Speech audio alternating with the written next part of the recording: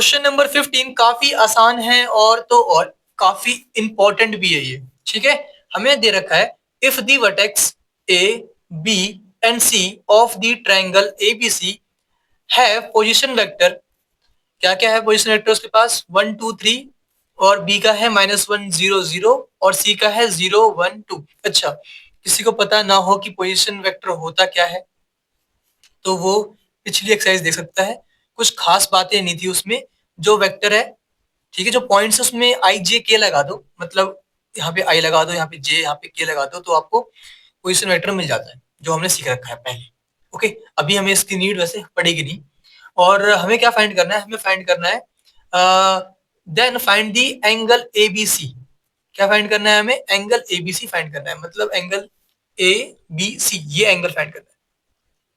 ठीक है, तो ये एंगल कैसे फाइंड करेंगे वो देखो आप। और यहाँ पे लिखा भी है कि angle between vertex B A and B C. जो एंगल है वो किसके बीच में है? बी ए और बी सी के बीच में है।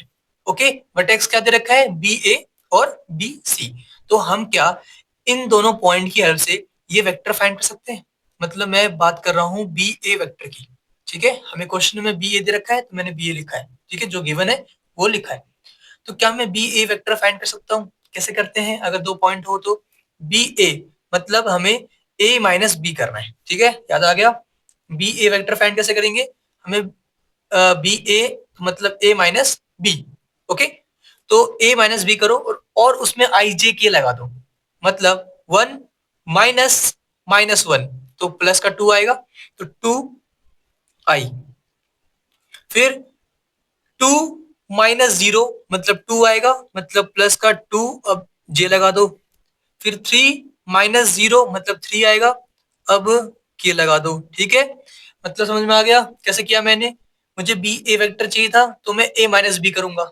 ठीक है, ए माइनस बी उल्टा करना होता है, बी ए चाहिए तो ए माइनस बी करो।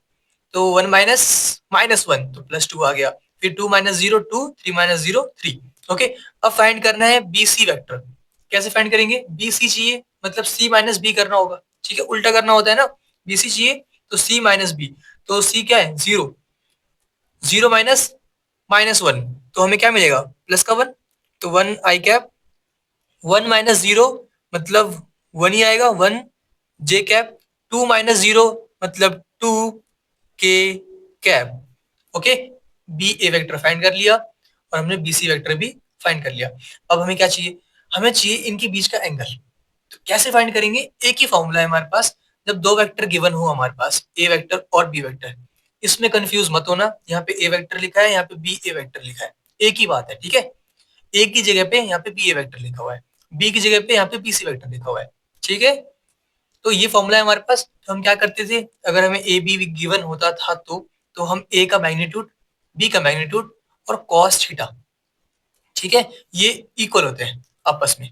तो हम क्या करने वाले हैं, हम इन दोनों का डॉट प्रोडक्ट निकालेंगे। जैसे कि यहाँ पे ए डॉट बी लिखा है, वैसे ही हम यहाँ पे इनका डॉट प्रोडक्ट निकालेंगे और इनकी वैल्यूज निकाल के कॉस थीटा की वैल्यू फाइंड कर लेंगे। मैं करता हूँ, आपको अच्छे से सब कुछ समझ में आ जाएगा। यहाँ पे ए डॉट बी करना है, ए की वैल्यू क्या है? ये, बी क्या है? ये। ठीक है, तो डॉट प्रोडक्ट करना पड़ेगा हमें। मतलब कहने का क्या है? B A vector dot B C vector equal to में magnitude of B A vector into magnitude of B C vector into में कॉस थीटा। ओके, ये फॉर्मूला अप्लाई किया है, कुछ भी अलग नहीं है। अब बताओ बी ए वेक्टर की वैल्यू क्या है? पुट कर दे वैल्यू, जो कि क्या है हमारे पास? 2 आई कैप प्लस 2 जे कैप प्लस 3 के कैप। फिर डॉट बी सी वेक्टर की वैल्यू क्या है? आई कैप प्लस जे कैप प्लस 2 के कैप। ठीक है, इक्वल टू में यहाँ पे 1 भी था, तो 1 लिखो या मत लिखो एक ही बात है, बस मैं आपके लिए लिख रहा हूँ। वैसे लिखता तो मैं हूं नहीं इसे। फिर इक्वल टू में क्या है? यहाँ पे इक्वल टू में दे रखा है बी ए वेक्टर का मैग्नीट्यूड। ये रहा बी ए वेक्टर, इसका मैग्नीट्यूड निकालो। तो कैसे निकालते हैं हम?